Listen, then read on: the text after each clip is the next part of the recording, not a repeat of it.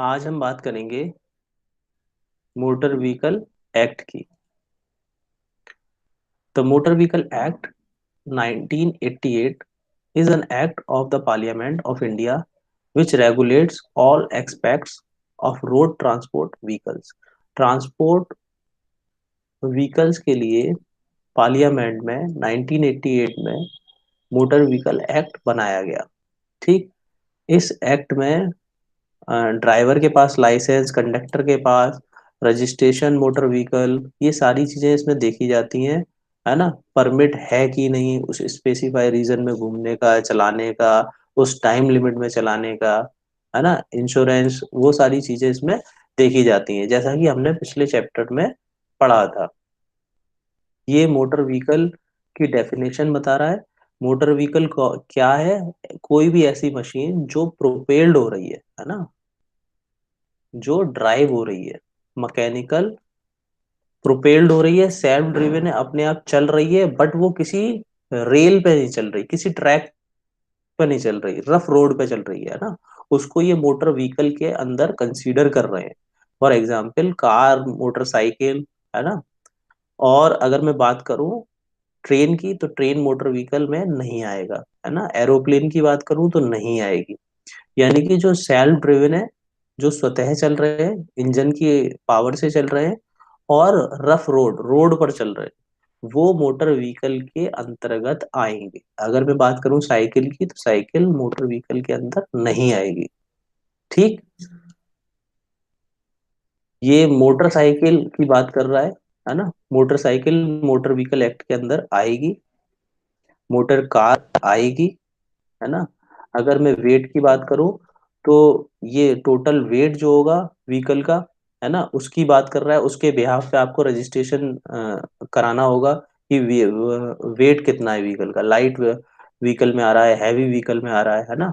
और रजिस्ट्रेशन के लिए हमें एक्सेल वेट भी वो मेजर करते हैं, वो उसको तोलते हैं। ठीक। अनलेडन वेट, अनलेडन वेट क्या होता है कि अगर मैं अनलेडन वेट की बात करूं व्हीकल के, तो इसका मीन क्या है कि आपके व्हीकल में सारे कंज्यूमेबल मैंने डाल लिए, है ना, और पेट्रोल टैंक क्या हुआ, फुल कर लिया मैंने। ठीक।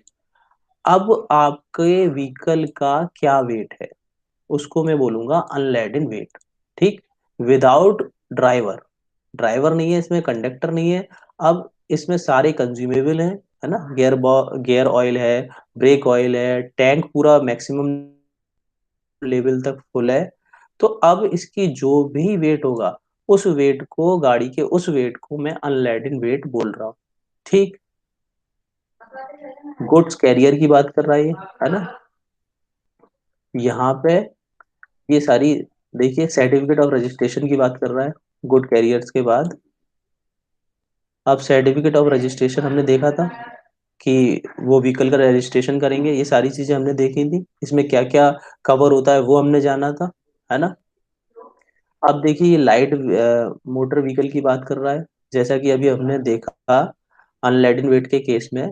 तो अनलेडन वेट अगर एग्जिट नहीं हो रहा, है ना, 7,500 से 7,500 किलोग्राम से अगर एग्जिट नहीं हो रहा है, ज्यादा नहीं है, तो ये लाइट मोटर व्हीकल में आएगा। इसकी कुछ अलग फॉर्मेलिटीज होंगी, इसके लाइसेंस कुछ अलग बनेंगे। ठीक है। हैवी लोड व्हीकल्स में कौन से आएंगे? जिसका वेट, ये देखिए, 12,000 किलोग्राम से एग्जिट नहीं करेगा, है ना। तो ये हैवी गुड व्हीकल्स में आ जाएंगे, है ना। हैवी गुड व्हीकल्स का क्या है, जो ट्रांसपोर्टेशन के लिए यूज हो रहा है, जो कमर्शियल पर्पस के लिए यूज हो रहा है, हैवी ट्रक्स वगैरह सारे इसमें आएंगे, हैवी गुड्स व्हीकल में। ठीक। ये मैन्युफैक्चरर है, जो गाड़ी मैन्युफैक्चर कर रहा है, बना रहा है, उसको बोल रहे हैं। ये उसने ड्राइवर के बारे में बताया है, जो पर्सन गाड़ी को ड्राइव कर रहा है, कंट्रोल कर रहा है। ड्राइव इंजन के थ्रू ड्राइव हो रही है, बट ड्राइवर क्या कर रहा है, कंट्रोल, है ना। तो वो ड्राइवर रहेगा। ये मोटर व्हीकल एक्ट के अकॉर्डिंग ड्राइवर की डेफिनेशन को बता रहा है ना। ये ड्राइविंग लाइसेंस की बात कर रहा है, जो कि हमने चैप्टर 2 में पढ़ी थी, है ना। हमने पिछले चैप्टर में इसमें देखी थी। तो ये वो सारी चीजें बता रहा है। ये लाइसेंस अथॉरिटी की बात कर रहा है कि लाइसेंस हमें कैसे कैसे मिलता है, उसके लिए क्या क्या डॉक्यूमेंटेशन होता है, जो हमने पिछले चैप्टर्स में पढ़े थे। रजिस्ट्रेशन अथॉरिटीज की बात कर रहा है जी, है ना। रजिस्ट्रेशन आपका कैसे होगा, कहाँ होगा, ठीक। ये हमने देखा था। परमिट की बात कर रहा है, तो जो रीजनल ट्रांसपोर्टेशन है, जो रीजनल ट्रांसपोर्टेशन अथॉरिटी है, हमने देखा था, वो आपको अलाउ करेगी, परमिट देगी, है ना। आपको सर्टिफिकेट बना के अलाउ करेगी कि आप रीजन में, इस रीजन में व्हीकल चला सकते हैं, है ना। उसमें सारी फैसिलिटीज वो चेक करती है, पॉल्यूशन तो क्रिएट ज्यादा नहीं कर रहा, आपका लाइसेंस अपडेट है कि नहीं, बना है कि नहीं, तो वो सारी चीजें देखकर आपको व्हीकल को परमिट देगी। ठीक। ये कंडक्टर की बात कर रहा है। ये ड्राइविंग लाइसेंस की बात कर रहा है, जो कि हम पढ़ चुके हैं। देखिए, जैसा कि हमने पढ़ा था, प्राइवेट लाइसेंस की बात कर रहा है, जो कि नॉन कमर्शियल पर्पस के लिए यूज होगा। ये कमर्शियल व्हीकल की बात कर रहा है ना। कोई ड्राइवर कमर्शियली यूज कर रहा है व्हीकल का, तो कमर्शियल व्हीकल का ड्राइविंग लाइसेंस डिफरेंट होगा। ये इनवैलिड कैरियर कैरेज की बात कर रहा है।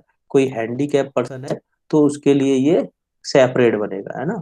अब यहाँ इंटरनेशनल की बात कर रहा है। अगर आपने इंटरनेशनल लाइसेंस बनाया, तो आप इंडिया में भी, इंडिया के बाहर भी उसी ड्राइविंग लाइसेंस को यूज कर सकते हो, बट वो इंग्लिश में होना चाहिए, है ना।